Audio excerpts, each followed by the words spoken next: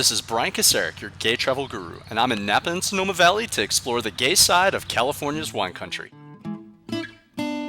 Well, there are between 700 to 800 wineries in Napa and Sonoma County. I'm heading out with the guys from Out in the Vineyard to explore a handful of wineries that have gay staff or gay friendly. Known for their pristine gardens, fresh food, and barrel tasting, Peju Winery was a great start to what would be a fabulous day. Anne-Marie Howell took us around to show us their impressive holding tanks, taught us about the varieties of wines Peju Winery is known for, and even taught us a few wine industry vernaculars. Nope, that's the barrel. Right. And this is the bung hole. So what are you going to do with that bung? I'm going to put the bung in the bung hole and tap it. So you put the wine thief Stick it in there. stick it in the bung hole, and you let it sit there for 2 or 3 seconds while it impregnates. And then you put your finger over the hole. This came up with these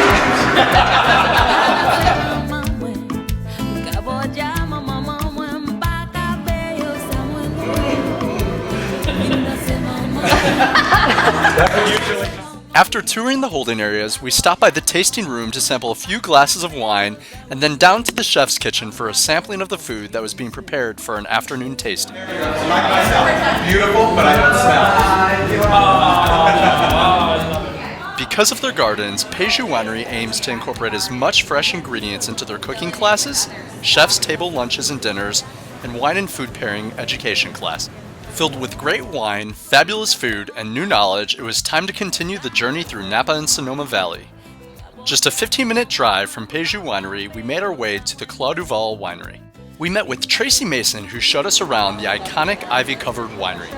The tour included a viewing of their 6,000-gallon oak fermenting tanks and storage barrels that seemed to go as far as the eye could see. Clos du Val Winery was clearly designed with the wine lover and visitor in mind. From the wine tasting cabanas to the private tasting rooms, Clos du Val aims to make the experience as personal and friendly as possible. With Tracy and one of their winemakers joining us for lunch at Barber's Q, Napa's only openly gay-owned restaurant, I was able to hear what gay life was like in Napa and Sonoma Valley over fried chicken sliders, authentic Memphis-style barbecue, California mac and cheese, and southern creamy coleslaw. I think one of the interesting things about gay life here is that I never feel in any way that I can't act affectionate toward my girlfriend.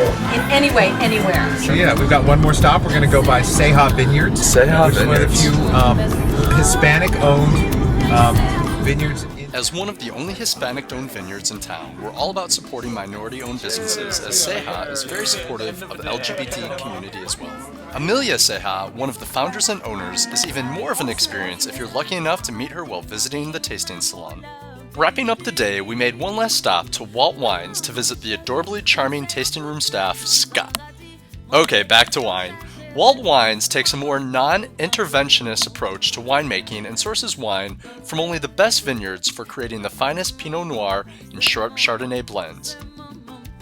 So we're wrapping up the day in Napa. It was very successful. To summarize what we've seen, Can we remember? Probably not. Too much wine. It was great wine.